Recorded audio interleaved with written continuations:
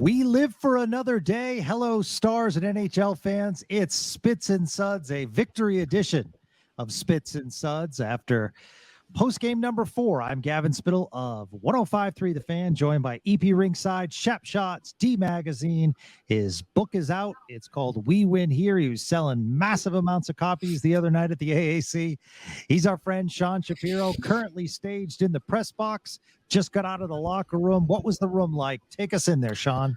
Yeah, it was definitely a moment of relief because right now, obviously, the next loss ends the season, right? One more loss against Vegas ends the season. So, moment of relief, a moment of kind of not like mission accomplished at all, but just kind of like, hey, this is who we are. You just kind of get that feeling of like, this is from the Stars. Like, they came from this game feeling we played the game we could play. We got the result we deserved that maybe we didn't get earlier in the series. And you know what? They earned a trip to Vegas, and you go from there. And it's kind of the best case scenario that you could obviously take from this. Obviously, the worst case scenario is the season's over. So it's pretty easy to look at the other side. But just from the post game and the way you look at it, it was definitely the mentality is in the right place. And obviously it's still such an improbable, I don't want to say impossible, but it's still such an improbable mountain to climb. But for the team mentality and the psyche, you at least see the right approach right now to at least make this interesting and give us a fun way to talk about it. Yeah, absolutely. And I tweeted right after the game, that's a big win for this franchise. Beautiful effort tonight. Yeah. And here's why I say that, Sean, because all day the talk on my radio stations were the following: how low the ticket prices were going and how you could get a really good seat for a great amount for a Western Conference final. And then we had the Jamie Benn situation, and that was the talk. So I think a terrific effort tonight for the boys to kind of put that adversity to the side, to rally. You could tell the effort was there tonight. The legs were there. Just checking over some stats. The face-off wins came back, which is, what the Stars pride themselves on, being one of the top face-off draw teams in the league. 2 for 2 on the power play. So a lot of the bounces that weren't necessarily going for you in the previous games. And most importantly, Sean, a win in OT. So that kind of gets off your back. First ever overtime playoff win of Jake Oettinger's career, which is obviously a big first thing that you need. And then the Stars, who had not won one yet in this postseason, 2 losses in OT against Vegas, and then obviously had the struggles in overtime throughout the regular season. So big monkey off the back type feeling on this one. And it was, I will say this, like, for a team down 3-0, I really wondered if I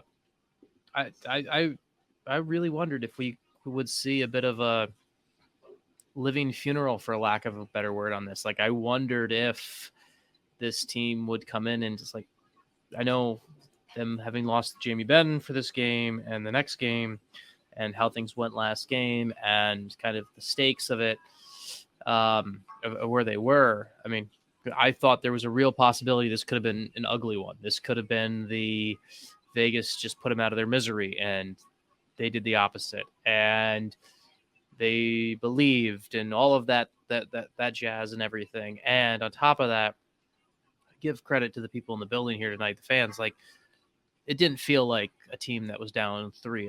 Like, for the people, I know there was some talk about throughout the day about the ticket prices and all that stuff and everything. But for the people that were here and the people that were in the building, it didn't feel like the Stars were down 3-0. They made it feel like it was.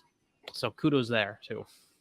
Yeah, absolutely. Didn't want to go into the off season, and trust us, we want them to win Saturday night as well. No, of course. Yeah, of climb course. Back into the series, but I just felt, and that was some of the chatter that I was talking about today, is that I didn't want to go into the off season this way, and it just I feel like Stars Nation can take a breath now and say, okay, we've earned our way, as you say, to go back to Vegas. It's going to be a tall task, but one game at a time. Also great to see Joe Pavelski, his leadership in the room, what he's done all season. I mean, just a wonderful one-timer in overtime. I mean, yeah, that's such a veteran move, Sean, as far as where he placed that one timer going against the grain. Hill was coming over to his side, and it was just a special play. And they were creating some real havoc. And I got to give credit to like Olofsson, a guy that hasn't played since April, basically, and he's practicing with the team, and it's just while he didn't score, he certainly made a lot happen. That fourth line was kind of agitating Vegas and, really pressing them in their own zone. So I thought it was a lot of great individual efforts. I wanted to start with the lineups. How did you feel about the lines? Obviously they won, but how did you feel about the lines? Did you think at any point that maybe Maverick Bourque would get a shot? I wondered if you would. Like I did wonder if the possibility if they would try to bring in a more offensive minded player to fit, because DeBoer has a history of doing a little bit more of like for like when it comes to roles. Like the spot where the fact that you had a second line tonight of Kiviranta, Domi, and Dellandrea, that to me is not much of a that's not really an offense. That's not a line that's scaring anyone offensively. And so I thought maybe we could see Maverick Bourque come in and everything like that. And I asked Pete DeBoer about it yesterday, and Pete mentioned that it's the space where who gives us the best chance to win? Do you go with the guy who you've called up? Do you go with the guy who's been with us all year? And obviously they felt that this was not the time for Bourque. I thought we might see it. I think some of the guys who were in that spot where Bourque could have been performed well. I thought Kiviranta and Dellandrea were both good. Yep. Olofsson actually was much, but like for Olofsson's game, he surprised me from his level of play. I almost thought Bourque might even be a better option than Olofsson, simply because Olofsson, as you said, hasn't played since like April. Like Bourque at least has played hockey. Absolutely. But Olofsson came in with energy, played well. He nearly won it in regulation. Yeah. How much of a story? How about that potential story? So, it's I mean, I think one thing to quickly go back to, and just one of the reasons you have these lineup changes, obviously the Evgeny Dadonov injury. Then the other one is obviously the Jamie Benn suspension, and Jamie Benn is suspended now, was suspended for Game 4, and now will also be suspended for Game 5, and it's something the Stars are being very careful in how they phrase it in media availabilities and everything like that, because like it was a bad play. Everyone knows it was a bad play. It was very external. It was an external embarrassment, like very bad. But internally, they've pivoted it to win one for Jamie, win it for Jamie so he can play again. And I know it's not a motive and something that anyone from the Stars will want to say publicly out loud. They're choosing their words very carefully when discussing it, because they don't want to look like they're co-signing the action that caused it. But it is a rallying cry. It is an inside of this team. We've talked about Jamie Benn. We talked about how much they'll follow him to the end of the earth. They're trying to set it up so they can follow him to the end of the earth in Game 6. Yeah, absolutely. They used it as a rallying cry, which is, kind of fascinating. ESPN, you probably couldn't hear it, Sean, was harping all night. How would Jamie Benn feel as they go to overtime? How does Jamie Benn? And I'm like, come on, guys. I mean, I appreciate it. He's the captain and everything like that, but I just thought that, the rest of the team, did a great job. That was the focus. Miro Heiskanen, just over 30 minutes tonight. Brilliant. His time on ice just continues to amaze me. His calmness. I actually thought defensively they played pretty well getting out of their zone. The one thing that continues to happen, Sean, is kind of the breakdown in front of the net as far as losing your man. We saw that with a goal with Suter tonight, and Robertson again on the first Vegas goal, where two opportunities where kind of lose track of your man for, I don't want to say easy tap ins, but easy goals. Yeah. A couple. Well, I mean, the Suter one, let's Well, that was the second goal. So let's talk about the first goal, I guess, first.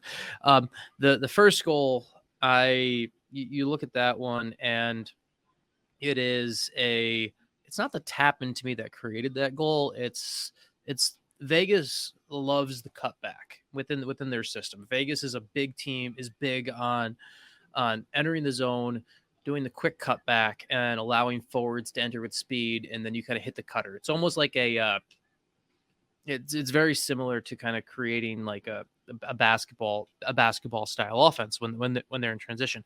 And obviously Carlson gets the tip at the end here, but for me, this entire goal is created where Nicholas Waugh enters the slot with speed, enters the zone with speed, cuts back. Riley Smith cuts through the zone, and it's he's able to kind of get the shot that Carlson tips in. That one is, I'm not as concerned about the guy in front of the net on that one. That one I'm more concerned about no one picking up Smith as he goes through. Now, the second goal, the Ryan Suter goal, and I had someone, another hockey writer, texted me, Ken, good friend of mine, Ken Wieben, who covers the Winnipeg Jets.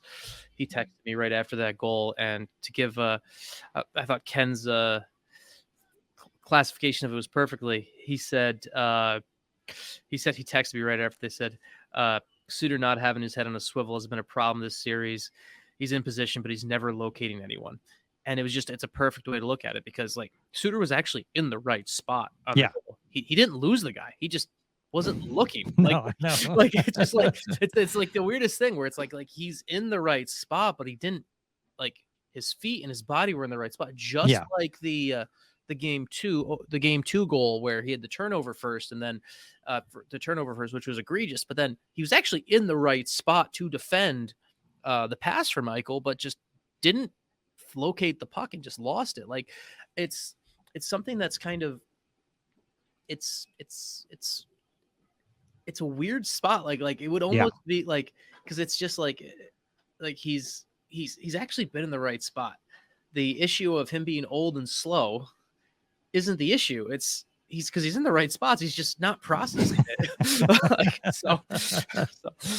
Yeah, no, absolutely. I thought both goalies were terrific tonight.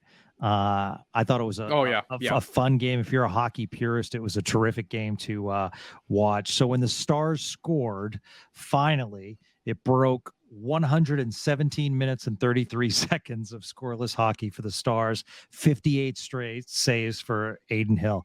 Hey, before this series, Sean, I remembered Adin Hill as a Phoenix Coyote / Arizona Coyote, somewhat of a San Jose Shark, but mostly as a Coyote. And I remember him being a big body, but I just didn't feel as though, I would expect to see him performing like he has in the Western Conference Finals. He's been really impressive. Yeah, he's been really good. I mean, the fact of the matter that, like, he was really good tonight. He played well enough to deserve the win. I thought in the second period, Dallas could have taken control of that game even further in the second period. He played really well. He had the glove save, the big glove save on Robertson, going right to left, his right to left on the one timer. He was, with what he's done after stepping, he's basically their fourth string goalie. Like it's really impressive. And the thing that I like about him, that I've really liked, that's been the thing that he's done, is he's been incredibly calm in net. And I feel like that wasn't something I saw in his game before. Mm-hmm. And that could be either, and it's not a technique thing, it's more of a composure thing. And maybe it's him playing with confidence. Maybe he did something. Either way, there's a calmness about his game that wasn't there when he was with Arizona. One of the things I loved is with Jamie Benn's absence, one of the questions was, which star is going to step up, or can any of them step up? Really loved how Jason Robertson answered the bell. And, we've talked about this, and I'm so happy because, Jason Robertson going into the dirty areas. And the reason I say that is because his stick work is just set such a high level, as well as his puck presence, knowing where to be. The first goal, taking it out of midair. The second goal, creating the opportunity, go against the post, loops around the net, and is there for the tap in. I mean, just two very, very talented goals, but very close to Aiden Hill. And that's where I think Jason Robertson, to get off that scoring snide, could be really effective.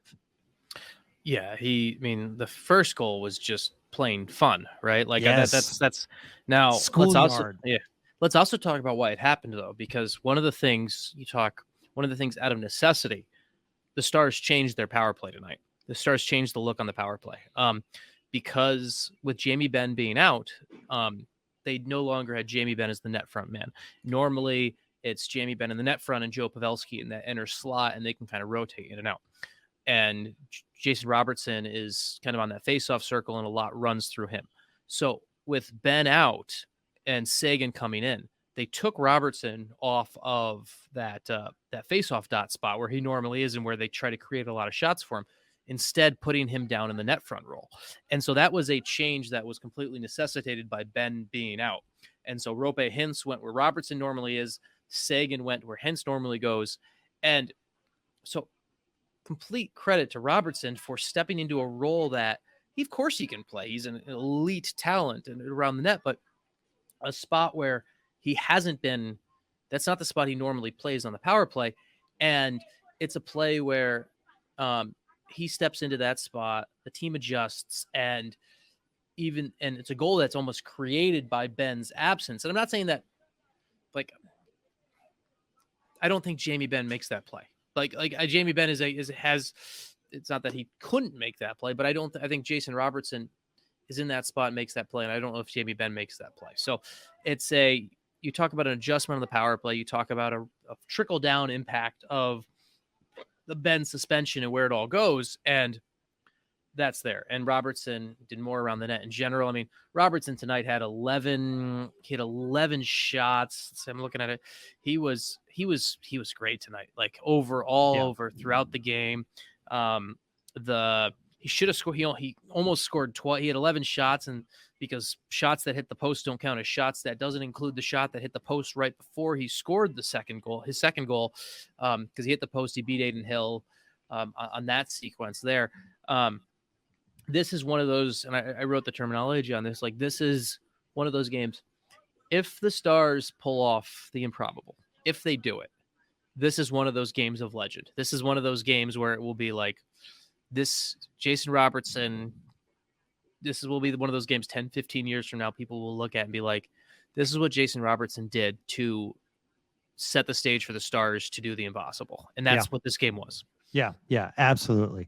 A real nice start for them as well, as far as legs, 13 of 18 face-off wins in the first period. I thought that was really important.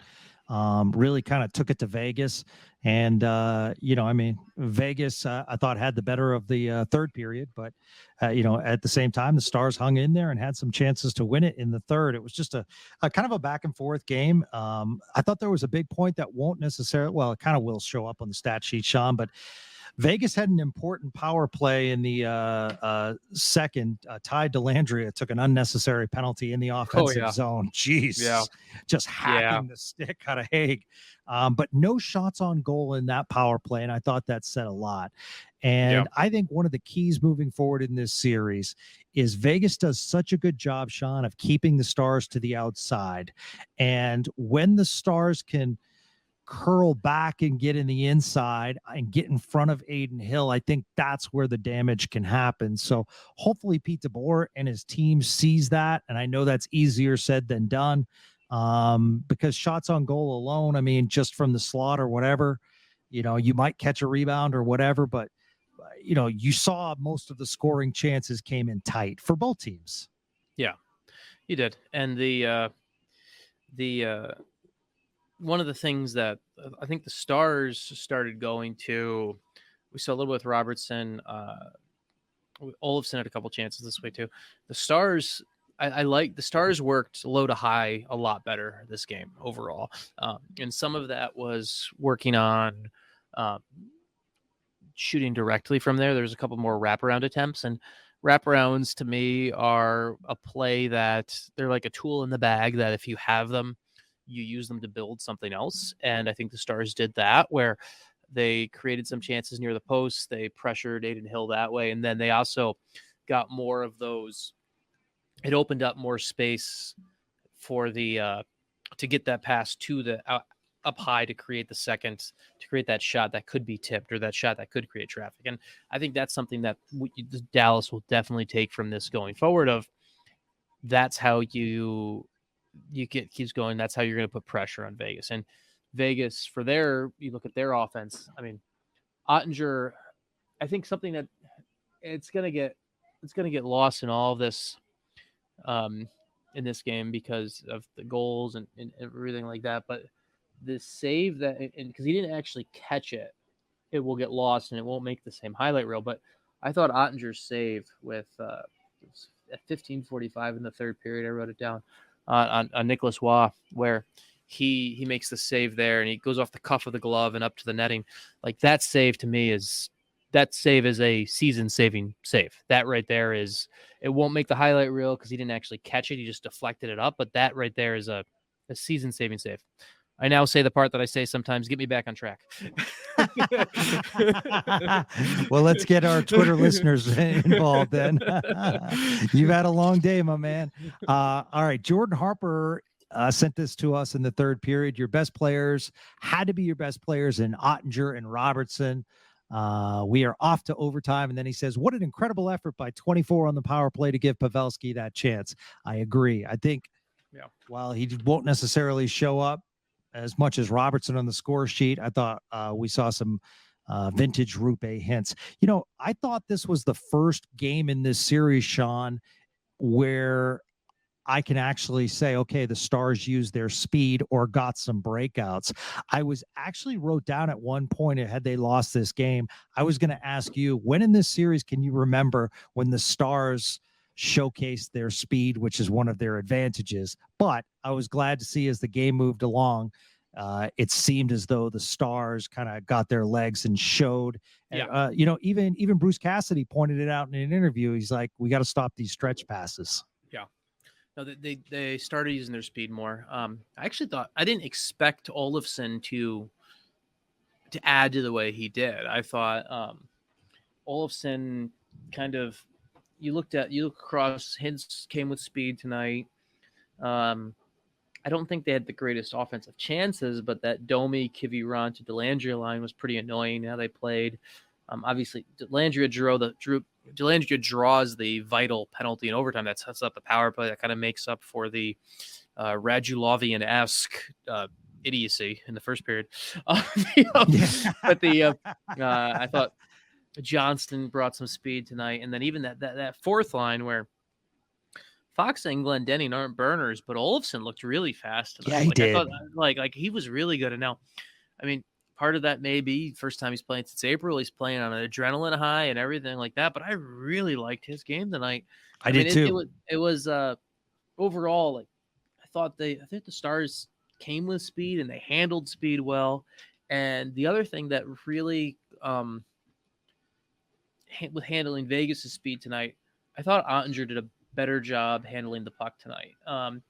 The game 2 is game 3 is such a weird wash, right? Where like Oettinger was only in for 6 minutes or whatever it was, and the game was over from the start. So it's really hard. But like I thought, compared to game 1 and 2, the last 2 games Oettinger actually played the full 60 plus. I thought tonight he did a much better job handling the puck, going back and setting pucks up for his defenseman to get out. And I think that helped negate some of Vegas's speed that we saw earlier in the series too. Cameron Teague at CTL Life Wish, I guess. Do you make any changes in the lineup for game 5? Marchman looks lost and we still have some major issues on the back end. That being said, they surprised me with this win. I will say I thought there were some tough games in the lineup tonight. Marchman and Domi, I thought, kind of struggled. I mean, I don't have as much of I didn't have as many issues with Domi's game, actually. I mean, Marchment was kind of, I didn't really see much out of Marchment. Domi, to me, didn't play a great offensive game, but I thought he was much better in kind of a lot of categories we don't normally expect Max Domi to be. I thought he was actually pretty decent defensively. So I disagree on Domi, but Marchment was like, if you had told me Mason Marchment played this game, I wouldn't believe you.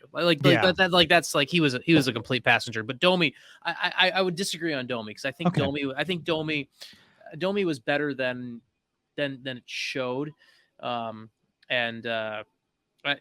Marchment, completely agree. Marchment I saw nothing out of Marchment tonight.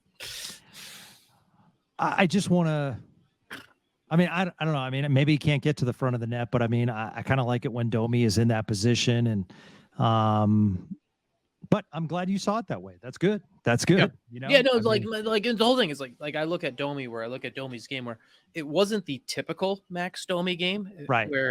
But it was still a good game. Like, and I think that's important where if when certain things aren't working, if you can adjust the other parts of your game or step up in other ways, I think that's important. I think Domi did that tonight. So okay. Question from @GJ Spittle. That's Gavin Spittle, co-host of this too, Sean Shapiro. Did you spit out your drink? So I'm not saying this is going to happen, but as you mentioned, George Parros in the building. Okay. Yeah. NHL decision making it a 2-game suspension happened hours after the Jamie Benn press conference. Yeah. Jamie Benn did not show remorse in any way. In fact, by saying falling and supporting himself with his stick, I actually thought made situation worse. The question becomes, Sean, do you think Parros and NHL player safety looks at that press conference and says, there's no remorse there? In fact, we don't like what he said. I'm not saying they would have added a game because of that, but I'm sure it didn't help matters. I don't think it hurt, but it didn't help. Okay. And I think I think what we got, and so the hearing, and I wrote something about this today. In the hearing, Jim Nill was present for the hearing, and Jim Nill basically played the lawyer for Jamie Benn. Basically was the one representing his client and doing all of that stuff. And I don't know if I don't think Ben showing essentially no remorse publicly would have I don't think it would have added a game, but I do think if Ben and the Stars had handled this more smoothly from the top of just like literally going back to the aftermath of Game 3 and Ben just coming out and the podium and being like, hey, I feel bad about this and I'm sorry and I hope Mark Stone's okay. There's a natural human inclination that you at least start to get into the mind of George Parros in a more positive way. And they basically, and Jamie Benn's actions basically denied that from happening. I feel like a 2-game suspension was deserved, and maybe no matter what, it was going to be a 2-game suspension. But the minuscule odds you had of making it a 1-game suspension were basically thrown out with the way that Jamie Benn handled the public perception of his feelings about this. Yeah, and I think the public perception, we could talk about that. I didn't want to make tonight's podcast about that. No, but it is a storyline though. It's fair though. Absolutely. Yeah. And the public perception, I mean, personally, it frustrated me that I'm not saying you have to gush remorseful, but to say that, you were falling down, that just, to me, all I'm saying is, and maybe this is too far, Sean, but when I hear Stars fans saying that player's dirty, I can say, well, we have a person on our team that makes some dirty plays too. That's all. I mean, I know, but that's how I feel. That's truly how I feel. I'm not like an anti-Ben guy, but I just thought that play was dirty and I didn't like it. But it was a dirty play. I mean, it was a dirty play, and Jamie has towed the line throughout his career. Absolutely. I mean, he's been like, this is not my opinion right here. This is just fact. He has been fined 4 times in his career. Which is a perfect example to me of someone who knows how to toe the line. Because if you're getting fined, you're doing the things on the edge where they're being noticed, but you're not going so far that you are getting the hearings like that happened on this play. I mean, whether you want to argue intent or whatever, but like during the 2021 season, a similar play, a Jamie Benn cross-check, led to a season-ending injury for Dylan Larkin. Yeah. That's a fact, whether you want to talk about intent or not, but just as a fact that it was a play featuring Jamie Benn ended another player's season. So for Benn, the whole thing about this situation is, and I mean, he's lucky this happened when he's 33, I think, or I don't know if he's 30. I think I know his birthday's in July, so he'll be 34 in July. He's lucky this happened when he was 33 and it didn't happen earlier in his career, but this is the play that loses the benefit of the doubt in the future, right? Like this is the spot. Like it's one of those things where once something comes out, once you open Pandora's box, you can't close it again. Like people like think about Corey Perry, right? Where Corey Perry, there's calls that go against Corey Perry because he's Corey Perry. There's Corey Perry doesn't get the benefit of the doubt. Jamie Benn was still at the point of his career where he was still getting the benefit of the doubt on things, and he hurt a lot of that goodwill. And so if you see,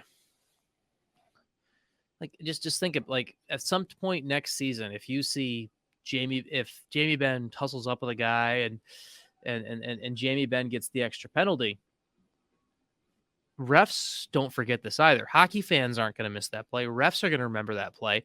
It's just, it's bad for business for Jamie when it comes to being able to say, like, I'm an innocent. So Yeah. I agree. Okay. Oleg says nobody sweeps us. Nobody in capital. I agree. Nathaniel, that's factual at this point.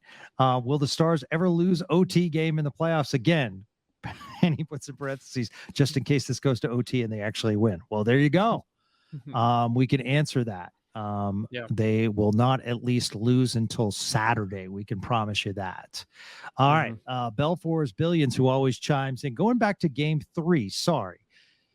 Is there a policy in the AAC against showing replays of penalties? One of the reasons the crowd got so unruly is that the penalties were never replayed, so people didn't see exactly what happened. Let me chime in here, Sean, because that's pretty prevalent in most stadiums where replays are selective, so to speak. You're not going to see everything. That happens at Cowboys games. That happens at Rangers games. Certainly happens at Stars games. I will tell you, as a person who was in the building, I did have a perspective. I saw the play leading up to it, and you could almost predict that it was going to happen. I don't know if it would have prevented it completely. However, when you do see that replay, I think Stars fans would have said, yep, that's a penalty. Yeah, but it's game ops is not journalism, right? Like that's something I think people need to realize. Like, I don't actually, game ops is bias. Game ops is rah, let's wave the flag. Right. Game ops is cheerleaders. So that's the reason you don't see the replays. That's the reason you'll see if there's a bad penalty against the other team, you'll see the replay. But like, I don't mind them not showing replays because I think part of game ops job is to entertain fans. That's first job. And then B is to try to create as much of a home ice advantage as possible. And if you can pivot the fans. Now, I don't want people ever throwing things on the ice. Like, that's inexcusable. Obviously I don't want that. But if you can pivot the fans to ref, you suck, right? Like, if you can pivot the fans to that, as opposed to saying Stars, you suck, you've won the day, right? Like I think in game 3, basically you have the choice of, in game 3, you could have been, are you angry at the Dallas Stars or are you angry at the refs? And game ops did their best to pivot by not showing replays, to pivot it to be angry at the officials. It sucks for the officials, and I think that officials, I mean, that's such a, like, they deserve more credit than they get sometimes, because sometimes when they call a great game, no one ever says anything. But, which tonight they called a really good game. They did. Like, so I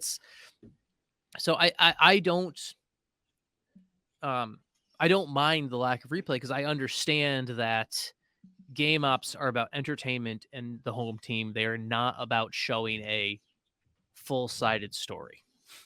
Yep. No, you completely make sense. on that.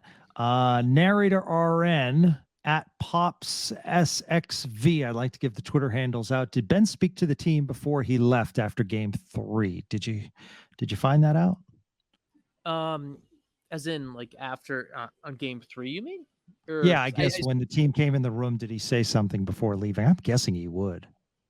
I don't know the whole answer to that because they were very coy about that. I do know, I talked to Oettinger tonight after the game. I do know that Benn there was no rah Jamie Benn in the locker room moment before the game tonight. He was just like any other healthy scratch who was not there. Like when the Stars, healthy scratches, a suspended player like Benn's case, they take part in morning skate. They're there for the meetings in the morning, but they're basically just spectators once the evening comes around. And that's how Benn was. There was no coming into the locker room before the game tonight. As far as after game 3, I don't know exactly what that was because it's a space where the players were. I mean, it's no one really wants to relive what happened after that. Yeah. And it's that, just to be fair on that. So yeah, agree. Robbie at Rob Vias. Nice little username. What's the read on Marchman? He's been the weakest link in the middle 6 in my eyes. Olofsson and Kiviranta, on the other hand, look more ready to perform in his spot if asked to do so. We mentioned Mason Marchman. I thought he came around in the Seattle series, but yeah, he's had a tough series. And I mean, but at the same time, when you're in the Western Conference Finals, when you're about to enter Game 5, your changes, I believe, are limited at this point. Yeah, and I don't think bringing I don't see a solution that includes taking Marchment out of the lineup. That's the other thing where I would like to see more from Marchment, but I also don't see a solution that says take Mason Marchment out of the lineup either. Yeah, absolutely. Chev Chelios, who's a big Spits and Suds guy. Thank you so much. Okay, then. How about a Suter buyout after the season now? All right. This is good. Trading for the ghost of Stefan Robida would be an upgrade over keeping Ryan Suter on this roster for 2024. All right. Here's some good hashtags, Sean. Oh, man. Hashtag liability. Hashtag kindly leave.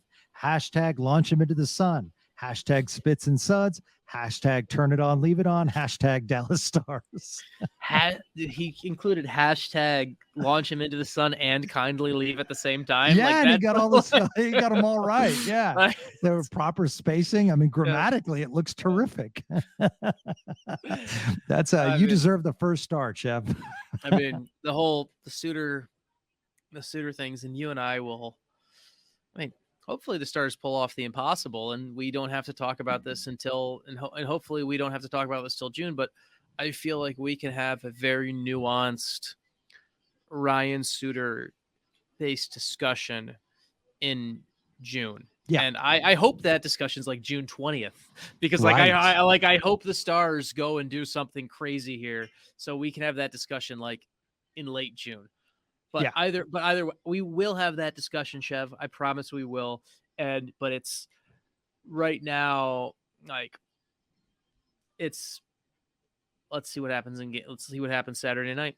Yeah. By the way, the picture of Chev, I wouldn't drop the mitts with Chev. I love you, but I wouldn't drop the mitts with you. All right. Brewboy23, can't wait to listen in the morning.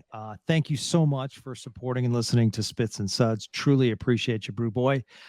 Sam Green at Spamuel Green. Hopefully I'm not too late. Nope.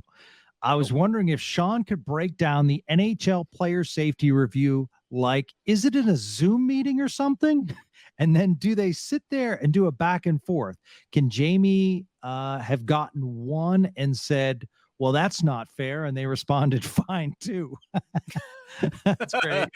Man, I'll tell you guys are on fire tonight. I'm loving you guys. Yeah. So I can give you an idea of how it works. And I know this because they I'm trying to I unfortunately can't remember which player broke it down for me the right way. But so one of the things they do at the NHL, like each year they do the NHL Rookie Symposium where they bring in some of the some of the guys who are recent first round picks, and they bring them into and like it's typically in the New York area. I think they do it at where the Devils play. Like they'll bring in like at least one player from each of the 32 teams, and they'll do like some tops trading card pictures, and they'll do a bunch of shit like that, right? Sorry, language. All right, it's a podcast. It's in the we're not on the air, right? So one of the things they'll do is NHL player safety will come in and go through a video with them and have the rookies break it down. And I'm really drawing a blank on which player. It's someone who, it may have been Delandria, I'm not sure, but someone who has been at this rookie symposium in the last 4 to 5 years explained this. So basically how it works is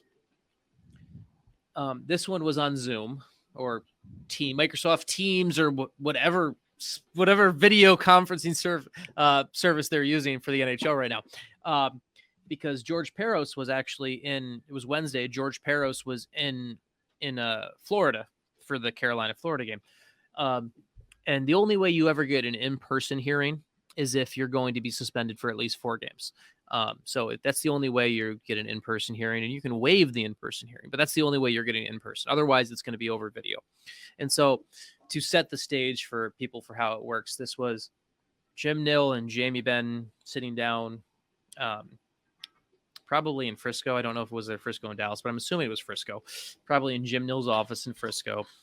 And on a Zoom with George Peros, they show the play, and then they basically show the play, and they say, hey, this is the play we're reviewing. We're reviewing it for potential suspension.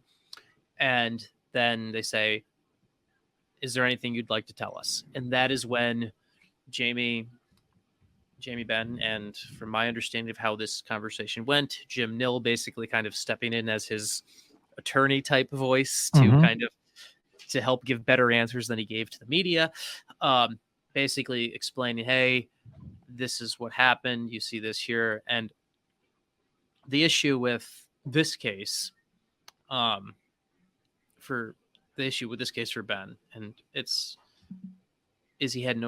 there was no explanation for it, right? Like there's not excusing it. There's not even not enough of the game had even happened to try to apply Mark Stone slashed me 10 minutes earlier. Like nothing, like there was no, like the video spoke for itself, and so did the whole situation. So, basically it's Jim Nill, Jamie Benn on a Zoom with George Peros and in whatever video service, right? And Jamie gets the chance to kind of explain what happened from his perspective. They go back, and they don't really go back and forth, but player safety be like, okay. And they might ask some like clarifying questions of like, hey, you saw when you did this, why did you do this? And so that's kind of how it all shakes down. And from my understanding on the whole Benn suspension, the Stars knew from the top that he was going to be gone for this game. That was not going to change at all. But the thing they feared, which turned out to be true, was where Benn cross-checked Stone was the difference between 1 game and 2 games. The Stars thought maybe they could get him down to 1 game, but player safety came in right away and said, basically, look, you cross-checked the guy in the shoulder, the neck area, near the head. Like, you can't do that. This is you can't go after a player's head. I was talking to a good friend of mine about this, who has a 13-year-old kid who's telling me the story about his 13-year-old son who saw the play. And it's when the 13-year-old says like, well, he hit him in the head, Dad. Like that shows like how bad it is. Like it's like the league can't let it slide with the head. And so if Jamie Benn had cross-checked Stone in the arm and the gut in the leg, maybe he gets 1 game, but it's with where he came down and where he attacked the player, there was no way he was getting less than 2 games. He's Sean Shapiro of EP Ringside Shop Shots, and you can subscribe and follow Sean. And I'm Gavin Spittle of 105.3 The Fan. This is Spits and Suds. We're answering your questions And Allison Taylor at Allison Taylor 32. And this is what I like about Spits and Suds is people are not afraid to ask questions that hopefully we can give answers to. And I was actually talking to my neighbor, and he was saying, I really didn't understand what forecheck means. And then you guys described it. So, for the diehard hockey fans, hopefully we're delivering great information. But I also love delivering information for the casual hockey fan because I'm all about inclusion, and together we grow this great sport. So Allison asked, general hockey question. I've been a casual Stars fan, always dialed in for the playoffs. Why do hockey teams have in-house anthem singers? I love this, while other sports don't. Also, is finding a phrase to yell during the national anthem a hockey thing? Where did it start? So I don't know. This is I don't know about. Great question. Yeah, it is. So the in-house anthem singers, I guess I never thought about that. That's a really good question. I never thought about that. How obviously the Stars have Selena Ray. I'm drawing a blank on his name, but there's the guy that his nickname is the Golden Pipes, because I know they say it every time you're in Vegas, but the guy who does in Vegas is there. I know a couple teams, and Stars teams have always, hockey teams, have always had, there's been a bit of a mix of in-house anthem singers. I don't know. That's a really good question. I don't know why other sports haven't adopted it or haven't done it. Because I get why it doesn't happen in and maybe like the NFL is different, right? Like the NFL, there's only 16 games, and oftentimes you find someone famous to sing it, right? Right. And then, but I don't know why the NBA doesn't. That's a really good question, but that's not. I don't know the answer to that. As far as I know the Cowboys do it. The Cowboys have the same national anthem every single game. Yeah. One of the people that stand out is let's see, is it Sean? Would I get this pronunciation right? Jim Cornelison of the Chicago Blackhawks. Yeah. Very, very popular. Yeah. I know the Blues chant blues at the end of the Star Spangled Banner. I mean, the big one, the most famous one, right, is like in Chicago. If anyone ever wants like a really fascinating hockey experience, go to a game at the United Center and they cheer throughout the anthem. It's like they cheer, like they just get loud during the entire anthem. They just cheer throughout the anthem. There's that. Let's see. I'm trying to think of some of these right now. So the Blues do, the Vegas does with Knights. Yep. When Knights comes in the Star Spangled Banner. I mean, this is a separate podcast as far as hockey traditions. I'm loving this. Yeah. The Capitals, every time the word red is said in Washington, they lean heavily into the red. Obviously, we know tradition in Detroit with the octopus, the fish in Nashville. Yeah, and then there's a couple teams who do the there's a couple teams who do the home of the like at the end, where it's like the home where it goes like home of the Brave, right? Like they'll be like this is where the Blues do the home of the Blues. There's a couple teams fans that do that. Minnesota does Let's Play Hockey. Yeah, but that's another one where that's not part of the anthem, right? Like I thought, like no, I know. Yeah, I love how you're like, yeah, I agree with you, but that's kind of a reach, Gavin. It's true. I know. But I think I like the Stars one. I think is great because I think it fits in naturally, and it's something where the couple it's weird to me. It became such it's such an ingrained part of the anthem in my brain as someone who covered the Texas Stars and the Dallas Stars. So it's like if I'm at a game and I don't hear someone yelling that part of it, it's almost very weird to me. I'm like, oh, yes, I guess there's no one here. Like what's going on? So, yeah, totally. It's also weird at like the random Texas Rangers game when someone chants Stars. I'm like, ooh, yeah. Kind of caught me by surprise there. Yep. All right. Let's continue with the questions. So many questions tonight. I love you guys. Thank you so much. We got to get Sean to bed, but we're going to continue because this is a victory celebration as the Stars get rid of that overtime snide, hopefully for good, and win tonight and force a game 5. Okay. Let's see. Ken Jr. Tonight was the Robertson we have been waiting for to see in these playoffs. Do you think we weren't going to see it this season? I will say this about Jason Robertson, based on the Calgary season, the Calgary first round of the playoffs last year and the start of this playoffs, it started to creep in my mind, but now I think Jason Robertson's fine in the playoffs. I mean, he's got 4 goals this series. It's like game 3. Everyone was terrible in game 3, but he was good in game 1 and 2 of this series. And if the Stars had just not lost in overtime, we wouldn't have been waiting at this point. The narrative would have been different. So I think the narrative in Robertson's play switched once the series came to Vegas. It's just, unfortunately, the Stars lost 3 games in a row, so it kind of got lost in it. But so we kind of see him step up. I think tonight there was a window of opportunity that he really seized, and I really liked the way he handled the net front. We talked about it earlier. I liked how that power play goal came from him going to a space that normally Jamie Benn occupies, then him playing a little bit of that grittier, whatever you want to call it, game. Yep. And I thought that was good. So I don't think there's an issue with quote unquote playoff Jason Robertson. I think it's and I think we've seen it over the last 4 games, not just tonight. Tyler Seguin in a bit of a slump?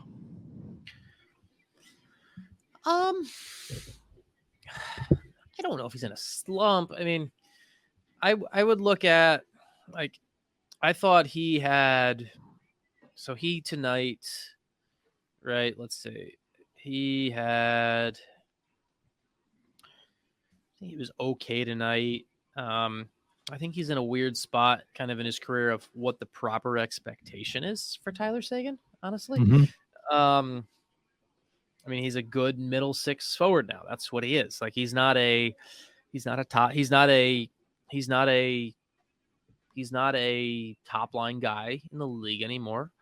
As much as Tyler would tell me I'm wrong for saying that, but like he is he's a good middle 6 forward. And I think he plays a pretty complete game now. And I mean, Sagan's kind of like the thing I just keep kind of waiting for. He doesn't have to do it, but the thing I keep waiting for from Seguin is that like statement superstar moment, just like kind of like the reminder that he can do it. Yeah. Right. Like just the whole, he doesn't, like, there's times early Tyler Seguin, like I always go back to, this is a deep pull right before we're in the bubble, before the bubble season, the 2019-20 season. In Montreal, Tyler Seguin has the superstar moment in overtime. I think he toe dragged Jeff Petrie, I believe, and then goes bar down over Carey Price. And like, that was one of those like signature superstar moments where it's like, it was a reminder, like a statement from Tyler Seguin of like, I'm still here. And I keep I don't expect it because I don't expect that at his point in his career, but I keep waiting for that surprise moment. I keep waiting for that moment where Tyler Seguin says like, look, I'm the veteran guy who's leading now. And by the way, I still have this all-world talent I can pull out in a key moment. And I just keep waiting for that. He doesn't have to, it's not something that he has to do because I think he's playing his prescribed role well. Mm-hmm. But I want to see it. And it's something that I keep that I just keep waiting for and we haven't seen yet. Yeah, absolutely. Jed Irwin says, missed you tonight. So we met Jed on Tuesday during the intermission. Turns out he sits in my section and he was a Spits and Suds guy. So it's super cool. Awesome. He's like, man, I've been watching, like seeing you go down the stairs for years. I know. Well, I got a face for radio, my friend. Chris at Massacre of Ants. Which one player each of you would like to see in a Stars uniform next year? One player you think won't be in Dallas next year? Chris, I promise you, we're not blowing you off on that. We will answer that as soon as the season ends with one of our podcasts. But really appreciate your support. It's an excellent question, and I promise you we're going to get to it. Callahan Irwin at Cal Irwin 1 says, Stars win in overtime. Robertson firing on all cylinders. Oettinger was Oettinger again. Capital letters. Why not us? Hey, I agree. Why not us? I mean, it's going to be an uphill battle, but you know what? One game at a time. And Nick Maroc, and for all you guys wondering who Nick is, he is the Bang guy. And he says, I'm going to Vegas. So you will see a Bang sign on Saturday night in Las Vegas. I do think it's funny that Nick always tweets out a picture of his suitcase and the Bang sign is like attached to the suitcase. It's pretty good. So thanks for listening, Nick. We appreciate you. Okay. Final question. Mike Tyson in the building tonight. Ric Flair in the building tonight. Did you get to see Iron Mike or the Nature Boy? Did you spend quality time with either, Sean? No, I did not. I did, and I tweeted this out as I was walking away from the locker room today. I witnessed firsthand a Luke Glendening, Tony Romo interaction. Really? Yes, where Tony was had a couple adult beverages, probably was giving what I would describe as a pep talk to Luke Glendening about how now it's a series of 1-game series that you have to win and then you get it done. So Tony Romo in the building and Tony doing his part to try and motivate, I guess. So, how great would it have been if you walked out of the locker room and Tony Romo is leaning down and say, okay, I think you can win more draws if you do this. That would have been. Yeah. Oh, man. All right. The book is called We Win Here, and Sean sold some copies the other day. I check my mailbox every day, folks. I don't see any kickbacks as of yet. So that means you guys have to buy more books. But I do say that because we love supporting Sean and the cause. Texas Stars, unfortunately, out of the playoffs. However, there's some great Texas Stars story, including a story about your goaltender, Jake Oettinger, and how the Jack Campbell saga, which the Dallas Stars dealt with.